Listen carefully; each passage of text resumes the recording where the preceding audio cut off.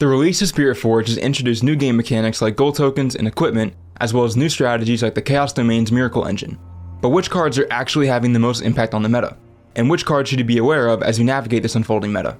I'm Rose with 4 Hearts, and today we're going to take a look at the strongest cards in the Spiritforged set list within each domain.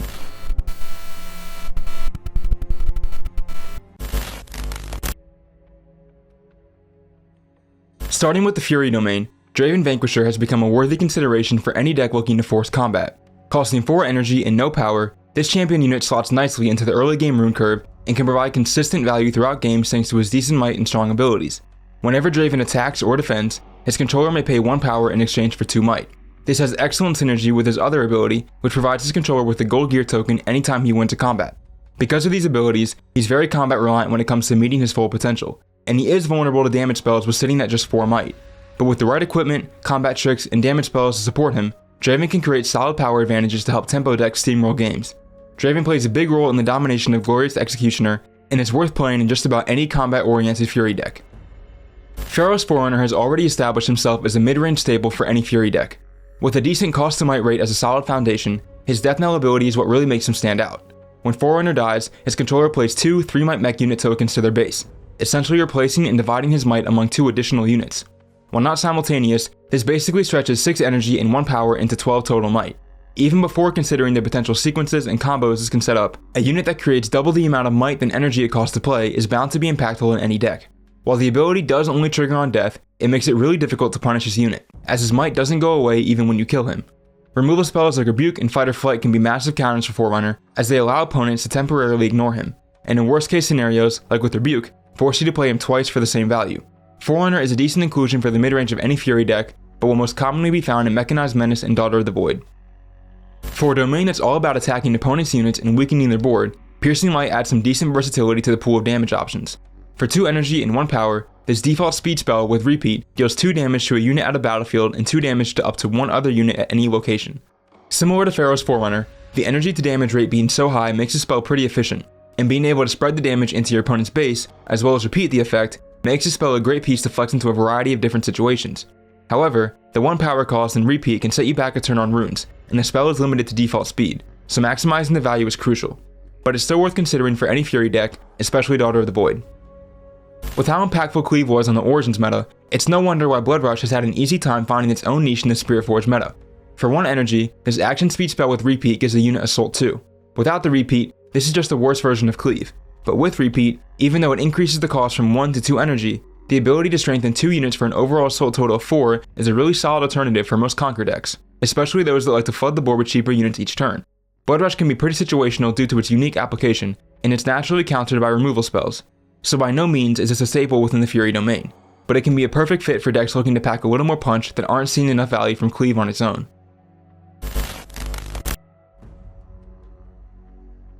Speaking of alternative effects, Not So Fast has found its place as a solid middle ground option between Defy and Windwall from Origins. For 2 energy and 1 power, this reaction speed spell counters any enemy spell or ability that chooses a friendly unit or gear. Similar to both of those spells, Not So Fast hard counters repeat spells thanks to the recent errata, but it notably impacts a wider range of card types as it can counter enemy abilities in addition to spells that could already be countered by Defy and Windwall.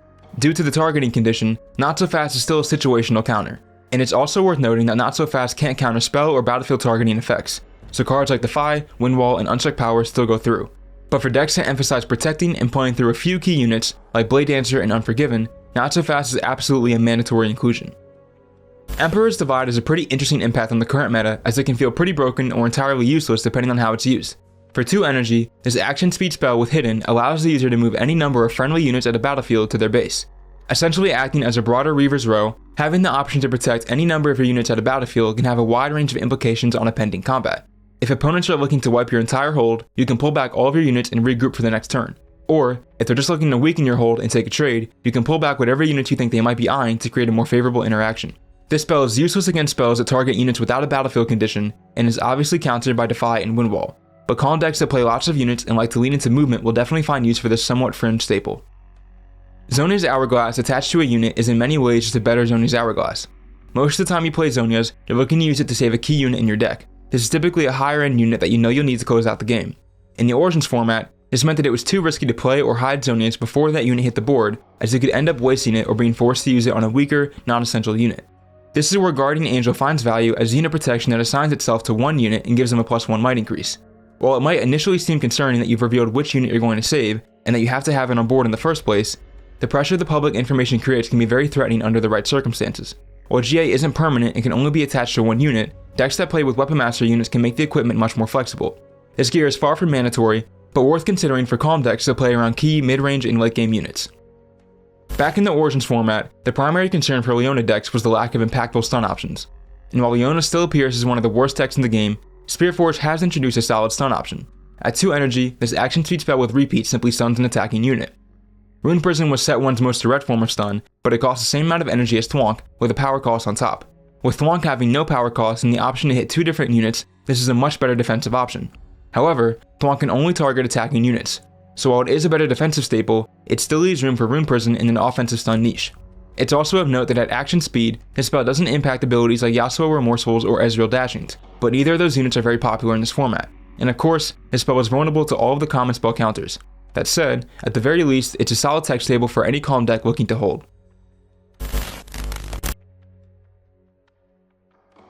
While Fury is the domain best known for its damage spells, the Mind domain also has a decent collection of strong unit targeting options and has now expanded on its own damage options with Bellad's Breath. For 1 energy and 1 power, this action speed spell with repeat deals 1 damage to up to 3 units at the same location. While this can certainly be a niche effect, the ability to spread damage onto 3 different units can open up lots of offensive and defensive options when paired with the right units and other spells. Bellad's Breath most commonly finds good value as tech against token decks like Victor and Azir, but the introduction of equipment has allowed players to rely on weaker units more often. This shift in deck building has given Bellad's Breath decent value into most matchups despite not dealing significant damage to any individual unit, making it a solid tech option at worst for any Mind deck. As a new mechanic that's built upon one of the most important aspects of Riftbound, a deck's relationship with gold generation can say a lot about its impact on the Spiritforged meta. This is where Plundering Poro slots in nicely as a 2-drop unit that can consistently provide gold. For 2 energy, this 2 might unit allows his controller to play a gold gear token exhausted every time he conquers.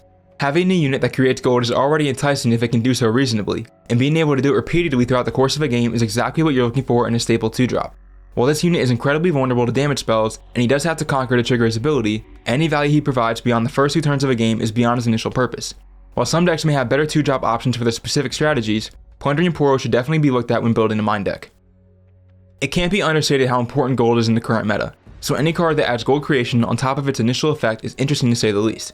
For 3 energy, this action speed spell with Hidden deals 3 to a unit at a battlefield before playing an exhausted gold gear token for its user. While this isn't a spell that excels on its own, Wages of Pain is pretty unique in its ability to deal damage and then cover its own hidden cost if it was hidden at a battlefield. Or, it can simply generate a free gold token outright if it was played ordinarily. Throw in the fact that it's another cheap mind spell that deals damage, and you're left with a solid mixture of upside for a card that doesn't seem very special at first glance. With its conditional targeting and vulnerability to major counterspells, the value of this spell certainly varies from deck to deck. But if you're looking to fill a hidden spot, need some extra damage, or need a little more gold generation, Wages is a solid place to start. While its application can be incredibly narrow, Production Surge is a strong case for the best mind card introduced in Spiritforged. For 4 energy and 1 power, this spell plays a 3 might mech unit token to its user's base and draws them 1 card. This is a pretty hefty cost for 2 decent effects, but the cost is lowered by 2 energy if the user currently controls a mech unit. Naturally, this spell is mandatory for any Rumble deck, but it's also found decent value in Kai'Sa decks, thanks to her ability to run Pharaoh's Forerunner and Forecaster without detracting from her core strategy. The cost can be incredibly taxing if you're unable to set up the right condition, which results in incredibly niche use cases, but the mixture of draw support and token creation is really valuable and honestly pretty effective with the right conditions. Again, this isn't a spell that's well suited for many decks, and as such hasn't impacted the meta terribly much as of yet, but the potential upside with the right decks is too high to ignore.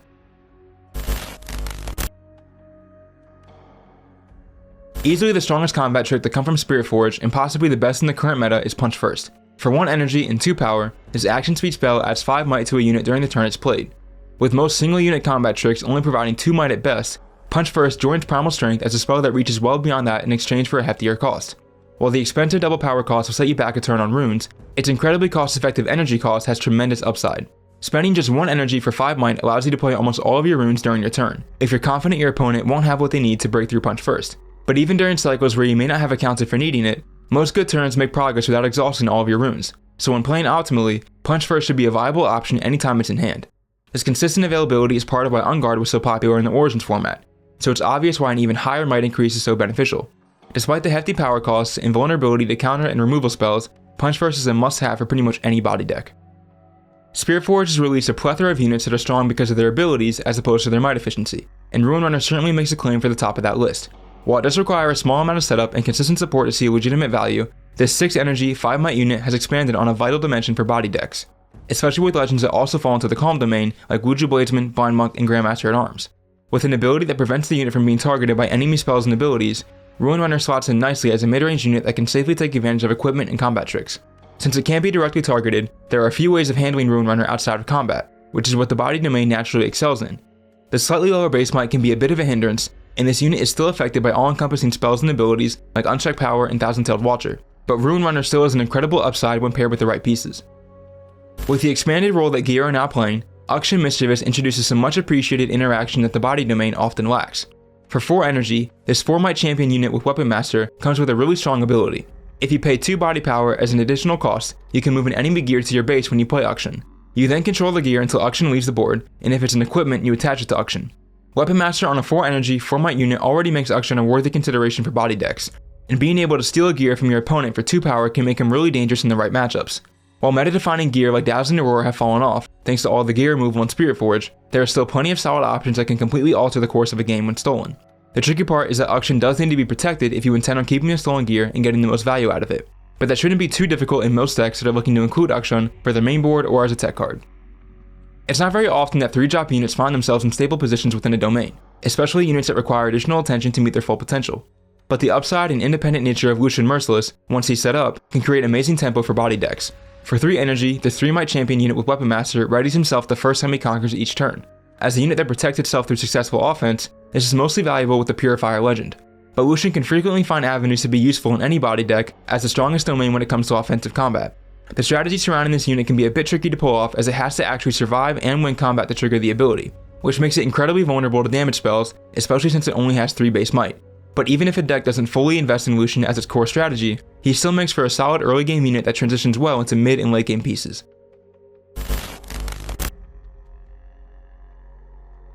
Called Shot has burst onto the scene as the key spell that's made the newly developed Miracle Engine so strong, and is currently sitting as the only 0 energy spell in the game. For 1 power, his action speed spell with Repeat allows its user to look at the top 2 cards of their main deck, draw 1, and recycle the other. While the pool of available cards shrinks from the top 3 to the top 2, Called Shot is strong for the same reasons as Stack Deck. But if the effect itself wasn't valuable enough, playing it with Repeat allows you to draw 2 cards as opposed to the 1 from Stack Deck, and with 1 or 2 Seal of Discord in base, Called Shot can draw you 1 or 2 cards for free.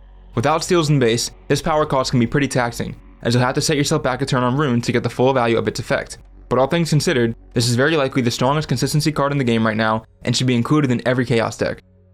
Throughout the Origins format, Chaos made a name for itself through its removal spells that could alter combat or prevent it entirely. But with the addition of Switcheroo, now even the Chaos domain has a combat trick that can consistently shake up combat directly. For 2 energy and 2 power, this action speed spell with Hidden swaps the might of 2 units at the same battlefield during the turn it's played. This can be 2 units from the same player, or 2 units from opposing players.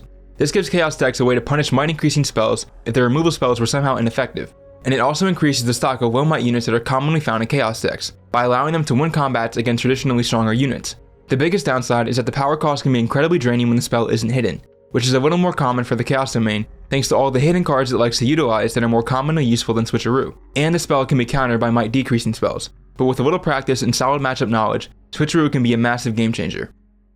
As a bit of a controversial counterspell when it was first revealed, Hard Bargain has carved out an interesting niche among the many tricks found in the Chaos domain.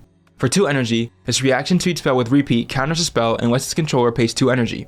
Initially, this doesn't seem all that impactful as players will just pay the additional energy if they really need their spell to go off. However, even if the spell still goes through, an additional 2 energy being spent that opponents weren't accounting for can dramatically change your sequencing, combos, and overall game plan on any given turn. Additionally, Hard Bargain completely shuts down expensive spells like Time Warp, as it's very unlikely that they'll be able to pay the additional cost. So not only will the effect not go through, but they'll also waste all the runes and power that went into initially playing the spell. Hard Bargain does give opponents an option to play through, which can make it difficult to guarantee the desired outcome depending on the situation. But when you know which cards you're looking to counter with various matchups, this can be one of the best tech cards in the current meta. Definitely worth considering for any Chaos deck. Like we discussed with Plundering Poro, gold generation on units is incredibly strong right now, as it adds another dimension to cards that aren't commonly used for resources. This is where Treasure Hunter slots in as a nice 2-drop unit with 1 might, and an ability that plays an exhausted gold gear token every time she moves. She's basically the gold token version of Traveling Merchant, but with one less might. While the might is one less than Plundering Poro, she's actually much stronger in a general sense. As long as you can guarantee that Treasure Hunter will be safe wherever she moves to, she can create much more gold than Plundering Poro does, which is the primary purpose of these units after the first couple of turns. And thanks to movement spells like Fight or Flight, Flash, and Ride the Wind, her ability can be triggered multiple times in the same turn. The low base might makes her very weak to damage spells, but her ability to consistently create gold in any stage of the game makes her a mandatory inclusion in Chaos decks, even in a pool of solid 2-drops that's already more expansive than other domains.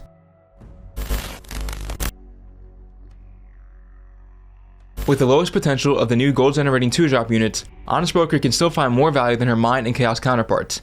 This 2-might 2-drop unit has a death knell ability that plays an exhausted gold gear token when she's killed. Even though she can only provide exactly one gold gear token every time she's played, she's the only one of the 3 that usually guarantees the gold, as she creates it automatically upon death. She also creates a bit of an ultimatum for opponents, as when she's on the battlefield, they have to choose between allowing her to score points or generate a gold token. The only true way to counter her is with removal spells, but that's a hefty investment that will almost never be worthwhile against a 2-drop unit. This level of consistency and exerted pressure in the early game lands her as one of the best 2-drops in the Order domain. In tandem with Jace, Mana Progress, Vanguard Armory has added a strong layer of output for token decks within the Order domain. For 7 energy and 1 power, this gear allows its controller to play 3 1-might recruit unit tokens in exchange for exhausting the gear. While it hasn't done terribly much for Victor's power level, since he could already create tokens with his legend, it's actually done wonders for Lux, taking her from one of the worst decks in the game to a solid middle of the pack position. While neither of these decks are truly dominating the meta, Vanguard Armory has provided incredibly consistent token unit generation for a domain that will very likely be looking to utilize them in most metas from this point forward. Additionally, whereas most other cards that create tokens force you to play them to your base, Vanguard Armory has much more flexibility in placement that can be a difference maker in some scenarios. And if there's ever a way to consistently ready gear, you could use this effect multiple times in the same turn. The expensive energy cost of this gear does necessitate the inclusion of cards like Jace, and it is incredibly vulnerable to all the new gear removal released with Spiritforged, but Vanguard Armory still has really solid potential within the Order domain. Due to most of the top Order decks not currently playing around large armies of units, Xin Zhao has entered the scene as one of the more underrated units in Spiritforged, but where he can find valuable roles, he excels in his niche. For 3 energy and 1 power, this 4-might champion unit with tank enters ready if his controller already has 2 or more other units in their base. This makes him incredibly valuable in token decks, as you should be able to ready him on most turns he's played. With a might of 4 and an energy cost of 3, Xin Zhao basically offers 1 might, tank, and an ability to enter ready for 1 power, which not only makes him a rather flexible unit, but one that's perfect for leading conquer attempts while saving other units for various utility. Again, he's a pretty niche unit that requires some setup to see his full value, but his overall strength and potential upside make him a really strong unit for the right decks. Closing out the list is a spell that opens up an interesting array of sequences and outplays. For 2 energy, this reaction speed spell allows the user to kill a friendly unit and give might equal to its might to another friendly unit, during the turn it's played. Additionally, it also draws the user 1 card. This mixture of draw support and potential unit protection can be really beneficial, even if it's at the cost of sacrificing another unit. But in the right decks, the sacrifice isn't even a bad thing, as it can trigger death knell abilities as well as other effects like Grand Duelist Legend ability. This spell really encapsulates the various elements of the Order philosophy that can create strong advantages when played optimally. It's important to note that this spell won't increase the board's overall might on its own, and it prefers to have a unit in base that it can sacrifice during showdowns instead of one on a battlefield.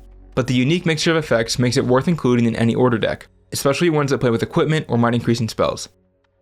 That wraps up our set review for Spiritforged. Let me know your thoughts on these cards and which ones you think I missed. And if you found this video helpful, feel free to like and subscribe. Good luck in your games, and thanks for watching.